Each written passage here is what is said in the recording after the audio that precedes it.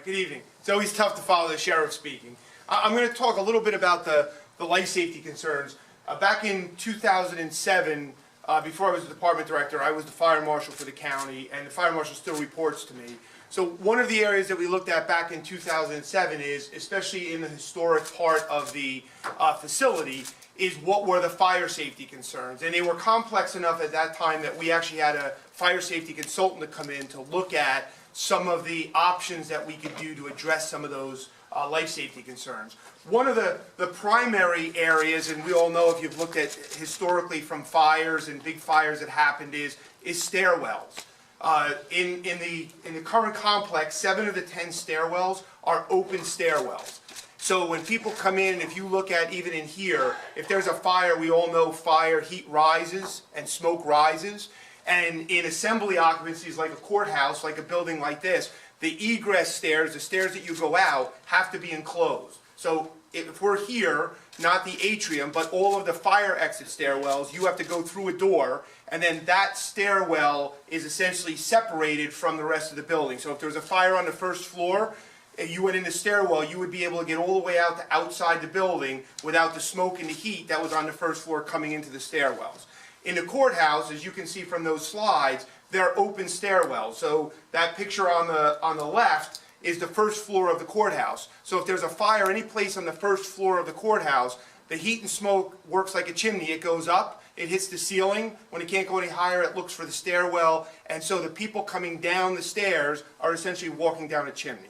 The only way to fix that, or 2 ways to address that, is one, you have to enclose the entire path to come down the steps. And if you look at the section on the right, to do that on the right, you would essentially have to build walls around that stairwell, and that's a hallway that people get through. And the other option is to sprinkler the entire building. And trying to do something like that while it's occupied and being used is a huge undertaking. But those are options that would have to happen on that area. Thank you. Another key piece is the means of egress. The requirements for an assembly occupancy in places like this is 50%, the main entrance where people come in has to accommodate 50% of the people coming out. And I'll tie it to a movie theater. If you notice, when you go into a movie theater, the whole front entrance is all glass with all doors. The statistics in fire show that in an emergency, up to 80% of the people will go out of the doors that they came in and pass exits going out.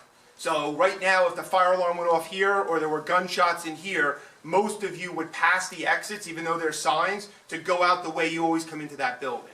In the courthouse, the main exit, including the new entrance, still can't accommodate 50% because of limitations to put the security equipment up and how you have to funnel. So those become funnels that back everybody back up into those stairwells that are problematic. Especially in the historic areas, the finishes on most of the interior finishes don't meet the codes for assembly. And some of that is historic. Again, that would only be addressed by either changing the finishes or sprinkling the building or putting some other coatings on it, which interferes with the historic part of it. And then that building has windowless areas. And one of the challenges that we have from a fire safety standpoint, especially in older buildings, is they actually work contra to the security areas that you're trying to cover. So when we design a building, and I always go back to, some of you remember because you're my age or a little bit older, if you remember the movie Lean on Me from the principal in the city of Patterson, Joe Clark, who was having a gang problem in the schools, I guess that was back in the 80s, and what was happening was all the fire doors that weren't able to be locked, the gangs were opening up the doors and the gangs were coming in and having gang violence in school. So he went through and chained all the fire exits, which kept the gangs out, but if there was a fire, all the kids would have burned inside the school. So a lot of times as we try and make egress and people come in and out easier, it interferes with the security end. And an example is what we have in some of the courtrooms. Some of the courtrooms, as the judge has said, are limited in how many people you can sit there because there's only one way in and one way out. And in some, there's no choice but one way in and one way out. And other courtrooms, the only way to make it the second way out, which would be to make the doorway through the judge's chambers wide open all the time, which then interferes with security. So as a result, we have to keep the, which, you know, I know the court appreciated when we reduce your occupancy load in some of the courts down to below 50, because if you go over 50, you meet different requirements.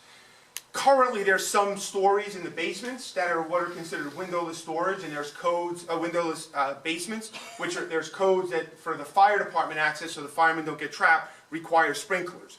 Another area for a discussion, I'll stay away from the specific area, there's been talk from a security standpoint to add ballistic capabilities on areas that are accessible to the public, which would then create essentially areas that have limited access for firefighters to get in and out, which would trigger more windowless area, more sprinklers, more concerns from that end. You want to hit the button? Or? Okay, and that's my 2 slides, and I'll bring up a Chris Vitz from the county engineer.